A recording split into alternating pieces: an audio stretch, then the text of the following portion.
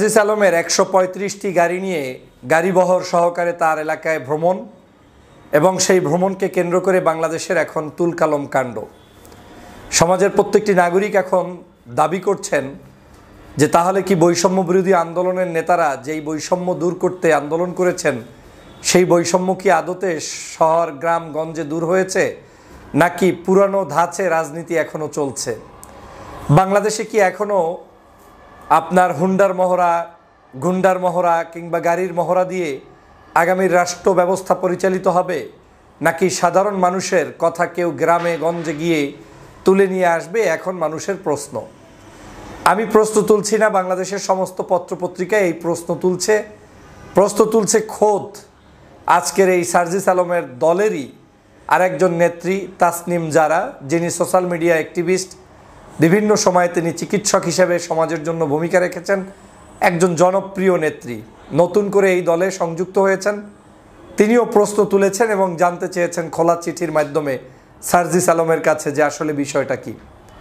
সার্জিস সাহেব আবার এর প্রতি উত্তরে যে জবাব দিয়েছেন সেটার মধ্যে তিনি প্রকাশ করার চেষ্টা করেছেন যে আগামী 50 বছর, মানে গত 50 বছর আগেও যদি তার বাংলাদেশে এরকম কোনো বহরের প্রয়োজন হতো তাহলে সেটা করার মতো তৌফিক তার পরিবারের ছিল, কিংবা বাংলাদেশে নির্বাচন করার মতো যে টাকা পয়সা দরকার সেটা তার শুধু এক দাদার যে অর্থ আছে সেখান থেকেই সম্ভব। কিংবা এও বলেছেন যে আমার যে গাড়িবহর খরচ হয়েছে ৬,০০০ টাকা করে হলে ৩ লক্ষ টাকার মতো তার খরচ হয়েছে বা কম বেশি, তো এই টাকা তার শুভাকাঙ্ক্ষী, তার নিজস্ব লোকজন তারাই দিয়েছে, বা তার পরিবারের পক্ষে এই টাকাটা দেওয়া কোনো বিষয় না। যদি তাই হয় তাহলে আমরা তাকে জুলাই বিপ্লবের আগে এরকম ১০০-র উপরে গাড়ি বহর নিয়ে কোথাও তাকে ঘুরতে দেখিনি। কিন্তু জুলাই বিপ্লবের পরে যখন মানুষজন গাড়ি নিয়ে ঘুরছে, স্বভাবতই জনগণের মধ্যে এই প্রশ্ন আসাটা অমূলক নয়।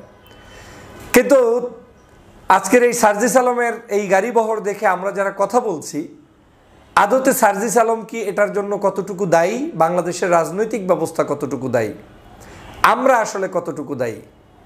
আপনি দেখেন বাংলাদেশে যারা সৎ পথে রাজনীতি করছে, অনেক মানুষ দেখবেন না খেয়ে আছে, বাসায় হয়তো ঈদের দিন খাবার নাই, তিনি হয়তো ঠিকমতো সুন্দর মতো তার পরিবারটাকেও ঘুচাতে পারেন না, কিন্তু সেই ব্যক্তিদের পিছনে বাংলাদেশের কোনো মানুষ 2 পয়সা 5 পয়সা ইনভেস্ট করে তাদেরকে প্যাট্রোনাইজ করে সৎ মানুষদের রাজনীতি টিকিয়ে রাখতে চায় না। আমরা মানুষ হিসেবেই বাংলাদেশের জনগণ, যেটা আমার কাছে কোনো কোশ্চেন ছাড়া, কোনো কিছু জানা ছাড়াই, তদন্ত ছাড়াই যেটা বলা সম্ভব। কারো পিছনে হঠাৎ 300-200 গাড়ি দেখবেন, নতুন নতুন গাড়িতে চড়া দেখবেন, বিমানে ভ্রমণ দেখবেন, স্বভাবতই আপনার কাছে ক্লিয়ার হবে এই মানুষটার পিছনে কেউ না কেউ বেকআপ দিচ্ছে।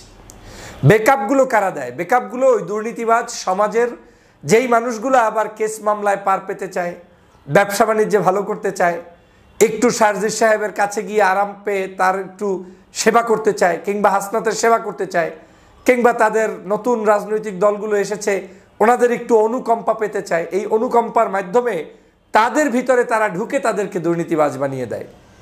তাদের গাড়িতে সাহায্য করে, তৈলে সাহায্য করে, ইফতার মাহফিলে সাহায্য করে, আবার সাহায্য করলে সে নামটা বলতে তারা ভুলে যায়, নাম বলা যাবে না। এই যে কাজটা কারা করছে, কাজটা করছে কিছু দুর্বৃত্তায়নেরা, যারা মূলত যে কোনো সময় যার একটু ক্ষমতা বেশি, যাকে একটু মনে হচ্ছে হাইলাইটস হচ্ছে, ওই পিপলদের পিছনে তারা ঢুকে গিয়ে তাদেরকেও ধ্বংস করে আর নিজেরাও এই অসৎ কর্মটি চালিয়ে যায়। এবং সমাজের অনেক মানুষকে আপনি দেখবেন যে এই সকল ক্ষমতাভোগী মানুষরা তারা তাদের পিছনে ইনভেস্ট করতে থাকে, কিন্তু সমাজের যাদেরকে আসলে ইনভেস্ট করা দরকার তাদের পাশে তারা যায় না। যায় না কেন? তারা জানে ওই মানুষটাকে দিয়ে আমার লাভটা কি, আমার তো চুরি ডাকাতি করতে হবে, সন্ত্রাসী করতে হবে, গোপনে টেন্ডারবাজি করতে হবে, এটা করতে হলে তো আমাকে নতুন পার্টি এখন বাংলাদেশে রমরমা ব্যবসা, তাদের একটি অবস্থান তৈরি হয়েছে, তার পিছনে করতে হবে। আমার কাছে যেটা কোনো কোশ্চেন ছাড়া, সেখানে এই একটা বড় কারণের কারণেই জাতির কোনো পরিবর্তন এখন হচ্ছে না। আপনি শুধু এই সার্জিসের ক্ষেত্রে না, বাংলাদেশের যে কোনো নতুন ছাত্র সংগঠনের এই উদীয়মান অর্গানাইজেশনের টপ 10-20 পিপলদের চেহারার দিকে তাকালে দেখবেন, তার ফোনের দিকে তাকালে দেখবেন, তার সফরসূচি দেখলে দেখবেন, তার গাড়ি দেখলে দেখবেন, কিংবা তার ব্যক্তিগত চলাফেরা দেখলে দেখবেন, সব কিছুতেই 5 তারিখের পরে পরিবর্তন পরিলক্ষিত হয়েছে। এখন কি রাজনীতিবিদরা তাহলে গরিব থাকবে না, রাজনীতিবিদরা ধনী থাকবে, কিন্তু তার গ্র্যাজুয়ালি পরিবর্তনটা আমরা দেখতে চাই। আমি গতকালকের যে পোশাক পরে জীবনযাপন করেছি সেই পোশাকের সাথে সামঞ্জস্য রেখেই আগামীর পোশাক, আগামীর ফোন, আগামীর গাড়ি থাকবে। আমি যদি 5 বছর আগ থেকেই গাড়িতে অভ্যস্ত হই, আজকে আমাকে কেউ প্রশ্ন করবে না যে আপনার গাড়ি কেন। কিন্তু আমি 5 বছর আগে যখন রিক্সায় চড়ি, গত পরশুদিনও যখন রিক্সায় চড়েছি, আজকে হঠাৎ করে আমি মার্সিডিজে চললে মানুষ আমাকে প্রশ্ন করবেই করবে। এখানে এখন যদি আমি দাদার গল্প দেই, মামার গল্প দেই, বাবার গল্প দেই, এগুলো জনগণের কাছে বিশ্বাসযোগ্য হবে না। তাহলে আমার সেই দাদার অর্থনৈতিক অবস্থা যদি ভালো থেকে থাকে, সেই টাকাটা দিয়ে আমি কেন এর আগে 100 গাড়ি নিয়ে ঘুরি নাই, কেন আমি 10টা গাড়ি নিয়ে ঘুরি নাই, বাদ দিলাম 100 গাড়ি, আদতে আমি একটা গাড়ি নিয়ে ঘুরতেছি কিনা গত 10 বছর আগে বা 4 বছর আগে। আমি যখন সততার নিদর্শন উপস্থাপন করতে গিয়ে অনেকের কাছে বলে বেরিয়েছি আমরা টিউশনির টাকা দিয়ে চলি, অর্থনীতি নাই, পকেটে টাকা নাই। একজন উপদেষ্টা তো বলেই ফেলেছেন তিনি পদত্যাগ করার সময় তার ব্যাংকে কোনো টাকা নাই, আর পদত্যাগের আগে তার কোনো অ্যাকাউন্টই ছিল না, মানে মিনিমাম স্যালারি যেটা পেয়েছেন ওই টাকা নিয়ে বের হয়েছেন। তো যাদের এত সততা, সেই লোকগুলোকে যদি কেউ প্রশ্ন করে আপনার সমাবেশের, ইফতার মাহফিলের আপনার ইনকামের সোর্স কি, তখন আপনি যদি বলেন যে কে দিয়েছে, কারা দিয়েছে, সেটা আমরা বলতে পারবো না। তার মানে হচ্ছে কেউ না কেউ কোনো একটি, সেই যে বলেছিলাম যে যারা দুর্নীতিগ্রস্ত, যারা একটু অনুকম্পা পেতে চায়, ওই সকল মানুষরাই হয়তো ব্যবসায়ীর ছদ্মবেশে, হয়তো আগের আওয়ামী লীগ করেছে, এখন নতুনে আপনার সাথে সম্পর্ক রাখতে চায়, সেই কারণে আপনি তার নাম প্রকাশ করতে পারছেন না। এটা তো সহজ বিষয়। আমাদের এই রাজনীতিতে তাহলে পরিবর্তনটা কারা করবে? না, পরিবর্তনটা আমাদের কি করতে হবে, কিন্তু পরিবর্তনটা আমরা এভাবেই দেখতে চাই, আপনি যেমন ছিলেন সেটা দিয়ে আস্তে করে আপনি স্লো মোশনে, আপনার একটা ব্যবসা প্রতিষ্ঠান দাঁড়িয়েছে, ব্যবসা থেকে উঠবেন, আপনার একটা অর্থনৈতিক অবস্থান তৈরি হয়েছে, ভিন্ন যে কোনো ইনকামের সোর্স তৈরি হয়েছে, আপনি সেখান থেকে উঠবেন। আপনি একটা গাড়ি লাগবে, একটা গাড়ি নেবেন, একটার জায়গায় 2টা নেবেন, 5টা নেবেন, কিন্তু আপনি 100 গাড়ি নিয়ে যখন ঢুকবেন, স্বাভাবিকভাবেই 100 গাড়ি, তাও মোটরসাইকেল না, তো স্বাভাবিকভাবেই আপনার কাছে মানুষ এই প্রশ্ন তুলবে। এই বিতর্ক থেকে বের হওয়ার কোনো রাস্তা আপনি পাবেন না সার্জিস সাহেব। আমি আপনাদের সুহৃদ, আমি আপনাদের বন্ধুবর, আমি এই জুলাই বিপ্লবের একজন যোদ্ধা, আমি কাজ করেছি। কিন্তু আমাদের এই জুলাই বিপ্লবকে যেভাবে ব্যাহত করা হচ্ছে, বিতর্কিত করা হচ্ছে, আপনাদের দাদার সম্পদের হিসাব যেভাবে এখন দেওয়া নেওয়া হচ্ছে, এই হিসাবগুলো আরও আগেই দিতে পারতেন।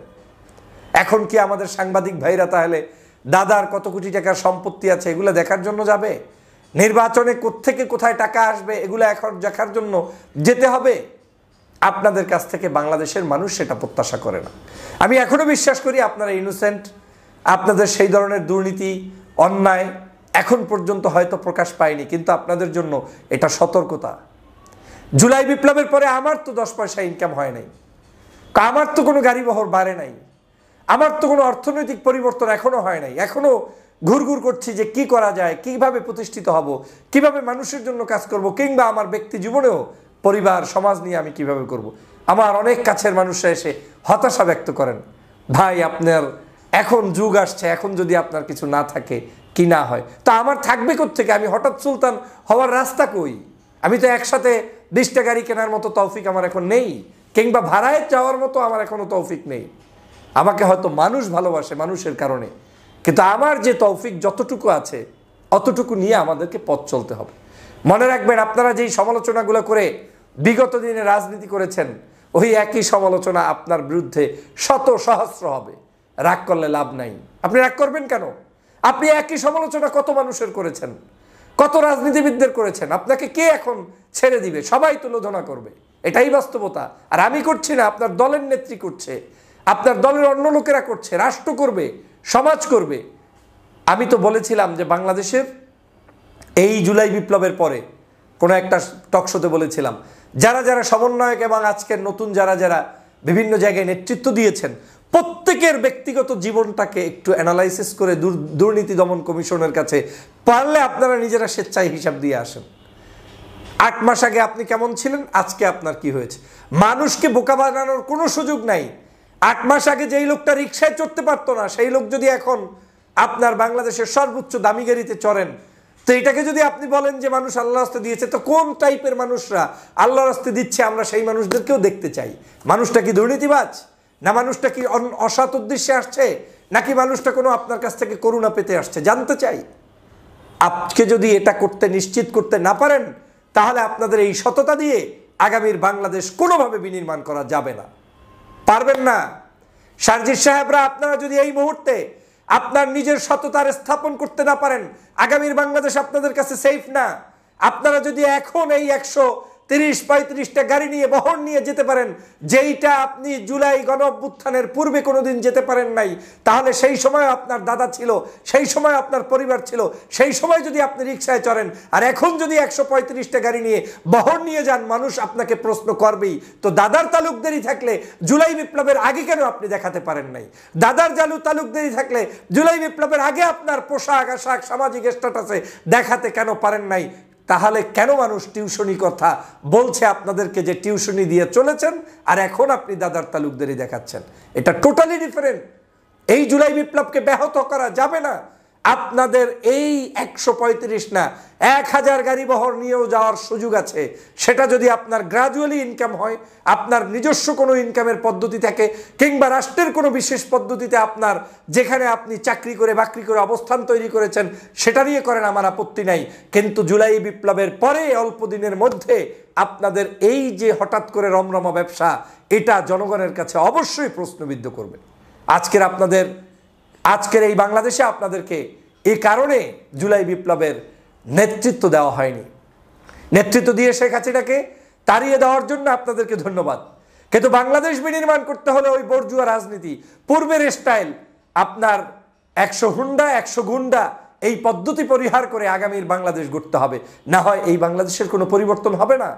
এখন আপনি বলছেন আমার দাদার টাকা দিয়ে 50 বছর আগেও গাড়ি বহর চলতে পারতাম, আমার দাদার টাকা দিয়ে একটা নির্বাচনও উঠাতে পারবো। তাহলে আপনার দাদাকে এখন পারলে দুর্নীতি দমন কমিশনের সামনে এনে প্রশ্ন করে তারপরে জবাব দিয়ে যান যে দাদার ইনকামের সোর্স থেকে এবং একটা নির্বাচন করতে কত কোটি টাকা খরচ হবে, সেই টাকাটা আপনার দাদা যে দিবে তার একটা অনুলিপি আমাদের কাছে এক্সাম্পল স্বরূপ প্রকাশ করুন। তর্কে গিয়ে লাভ নেই। আপনাদের পিছনে কোন কোন দুর্নীতিবাজ ব্যক্তিরা ঘুরে ঘুরে অসৎ পথে আপনাদেরকে টাকা দিচ্ছে, সেটা জাতি আজ হোক কাল হোক জেনে যাবে। অতএব এখনই সতর্কতা অর্জন করুন, না হয় আগামীর রাজনীতি আপনাদের জন্য অন্ধকার।